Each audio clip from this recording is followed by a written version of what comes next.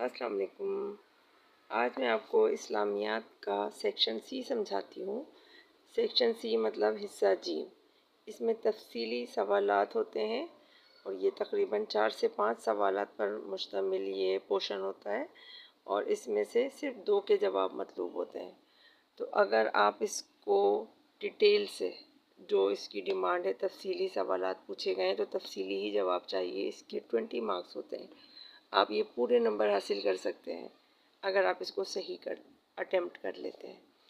سب سے پہلا سوال جو ہوتا ہے وہ عقائد پر مبنی ہوتا ہے اور عقائد میں جو موسٹ امپورٹنٹ ہے عقیدہ توحید، عقیدہ رسالت اور عقیدہ آخرت، یہ امپورٹنٹ ہے۔ اگر آپ ان تینوں کی تیاری کر لیتے ہیں تو ایک سوال تو لازمی آپ کے پیپر میں آئے گا، تو یہ آپ کے 10 نمبر کی تیاری ہو جاتی ہے۔ دوسرا ایک سوال جو موسٹ امپورٹنٹ ہے وہ ہے ارکان اسلام۔ ارکان اسلام میں ہے موسٹ امپورٹنٹ جو ہے نماز، روزہ، زکوٰۃ، حج۔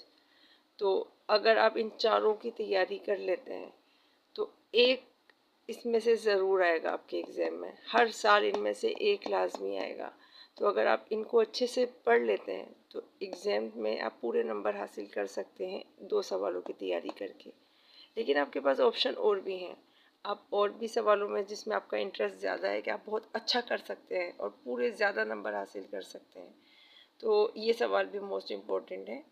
یہ ایک چیپٹر آپ کے پاس کتاب میں موجود ہے اسوہ حسنہ کا، رحمت للعالمین کے نام سے بھی سوال آ سکتے ہیں۔ سوال کا پیٹرن چینج ہوگا لیکن جواب میں حضور صلی اللہ علیہ وسلم کی سیرت، شخصیت کے بارے میں ہی پوچھا جائے گا، تو اس کی بھی آپ تیاری کر لیتے ہیں تو آپ پورے 10 نمبر حاصل کر سکتے ہیں۔